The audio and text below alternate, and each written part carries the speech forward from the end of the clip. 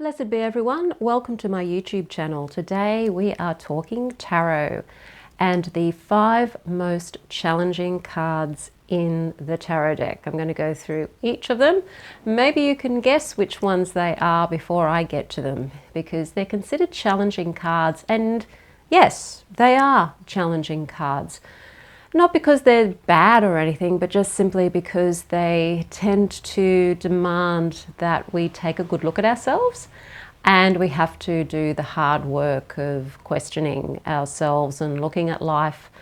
It's not all roses all the time. So we're going to do that. But before we do, I am Sandra from MysteryWitchSchool.com.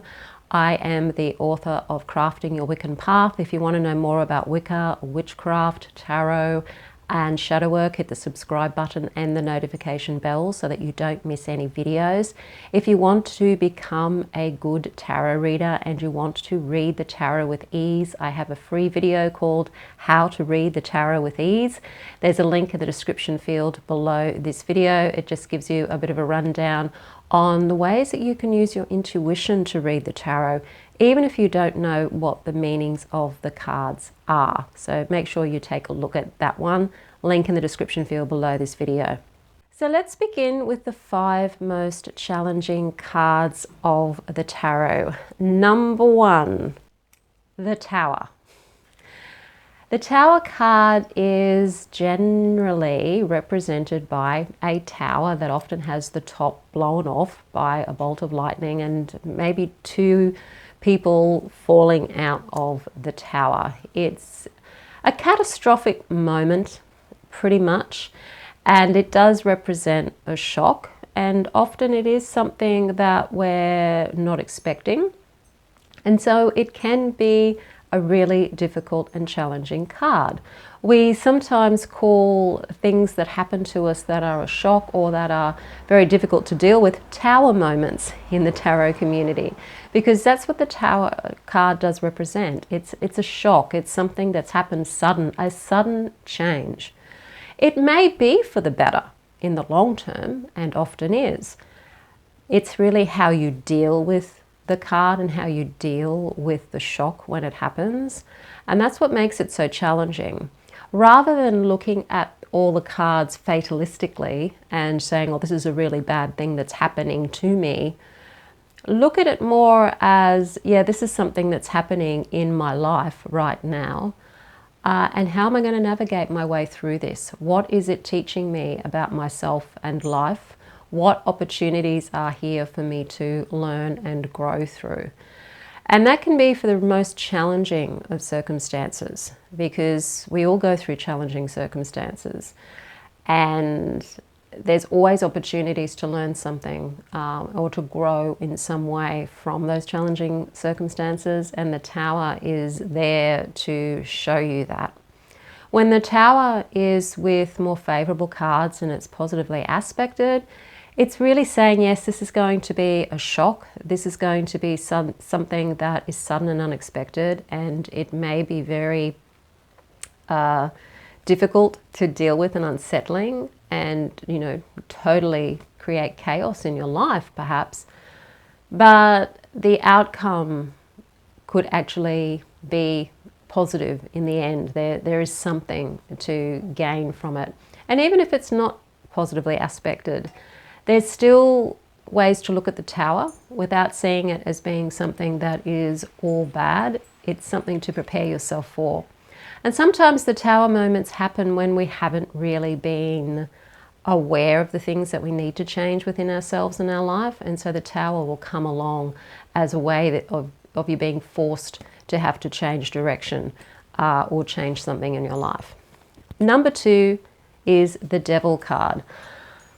Mostly, I think, because the Devil card, because of our upbringing and in Western culture, our heritage, the devil is seen as being a really scary thing. And when we look at the card, it does look rather scary because we've been raised to look at it that way. What the Devil card really tells us is about our inhibitions and our fears, and how we are chained to our fears, we're chained to our addictions, we're chained to the ways that we think, we're chained to our perceptions, we're chained to our sense of identity, we're chained to all of these ego things. And when we see the Devil card come up, we really need to think ego and what am I attached to that I may need to let go of? What are my fears that I'm holding on to? What do I need to let go of? Because that's really what the Devil card is. It's telling you that there's something that you need to let go of. Because if you look at the imagery on the card, but at least the Waite-Smith deck, you've got two people that appear to be bound somehow to the cube, I think, that the Devil character is sitting on. But they're not really chained. Their chains are loose. They could easily just pick up the chains and take them off. But they're chained there because they either believe they are and that they can't escape, or they're chained there because they prefer to be chained there rather than have to do the work to free themselves. So it's a card of just look at your fears, look at what's keeping you held in bondage to the ego self, what's holding you in place to something or someone that maybe you don't really want to stay with, or it's not in your best interests to stay with in that sense. Card number 3 is the Death card. We see this often come up in movies and things like that. The Death card comes up, and of course in the movie it usually represents somebody's untimely death. But even though the Death card can symbolize a physical death, most of the time it doesn't. Most of the time the death is more the esoteric meaning of death, meaning endings before a new beginning. It's a transitional card. It's a card of transition. Something is dying in order to be reborn.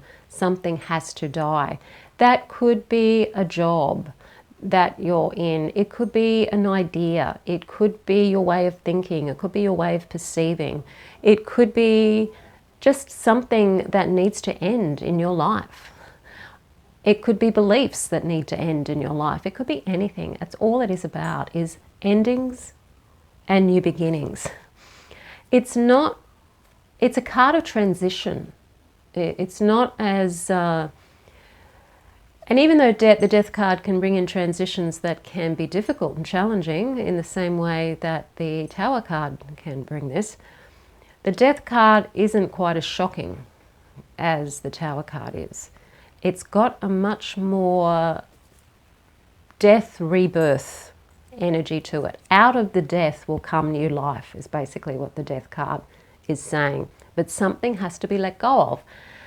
And it's challenging because we don't want to let go of things. Our ego wants to attach to things all of the time. And that's why all of these cards are challenging, because they're shadow work cards. They're cards of, okay, what do I need to let go of?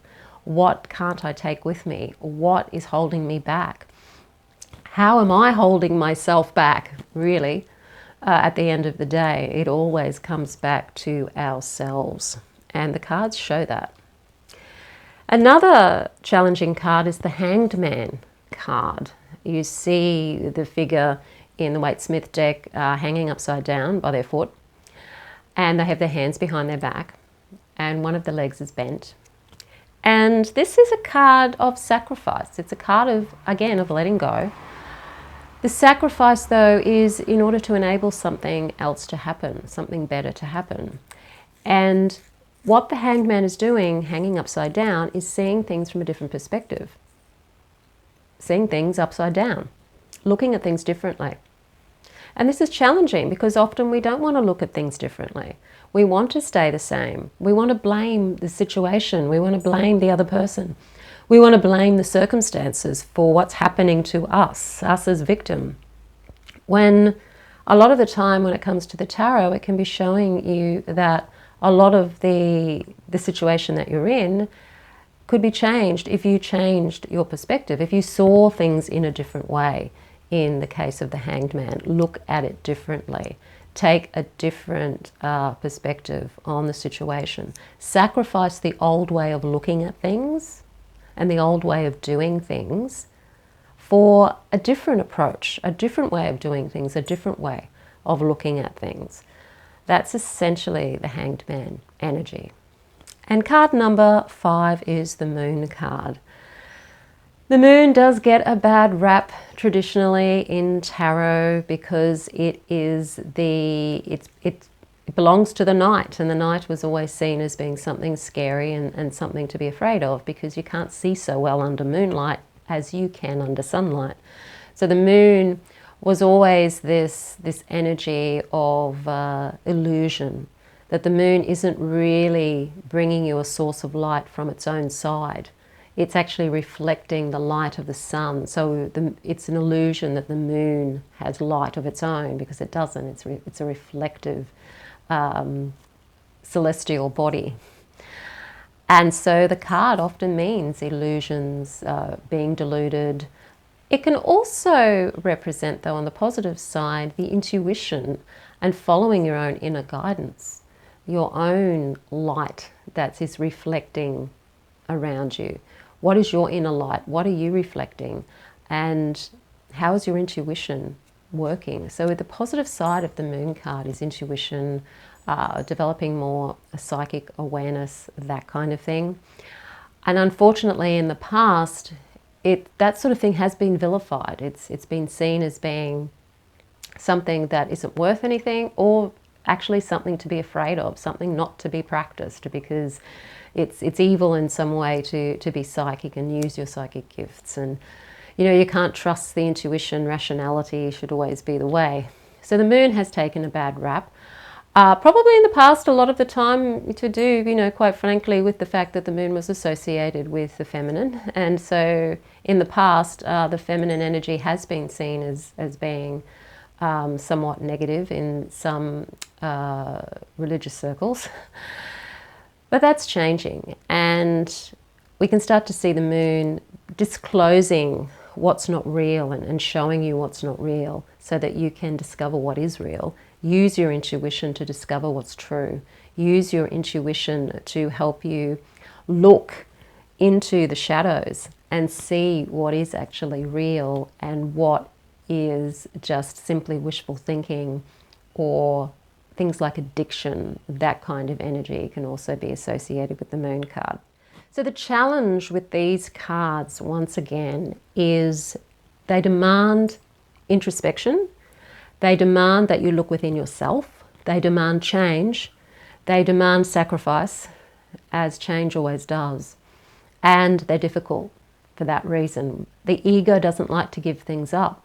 The ego doesn't like looking at the self for the answers. It would prefer to blame the outside world and the outside situations and people. And even though they certainly play a part in your dramas, there's no doubt about that, the real key to anything or getting out of any situation is always within the self. And these cards can show you that, and they almost force you to see that when they're coming up in a reading around yourself. I mean, they may also show up in a reading and representing other people in the reading, so they can be disclosing things that are going on with other people and helping you see maybe some things about other people that you haven't been aware of, and so they can sort of open you up to who you can trust and who you can't trust and why.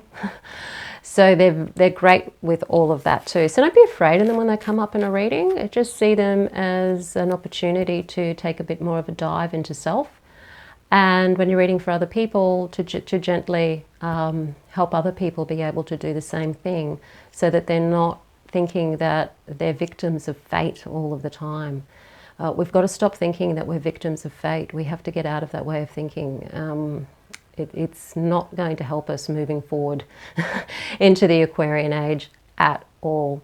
So if you do want to become a confident tarot reader, I have a confident tarot reader course. So this course will help you use your intuition and your knowledge of the cards to read the cards in a way that tells a story, so that you can start connecting to your cards. Even if you don't have other people to read for, to practice for, it'll show you how you can still get to know your cards as if you were reading for other people, and use storytelling and use your intuition and your knowledge of the cards to read the tarot. There's a link in the description field below this video for how you can get more information about that course. If you like the video, hit the like button, share it with your friends. Don't forget to subscribe. I am Sandra. I will see you on the next video.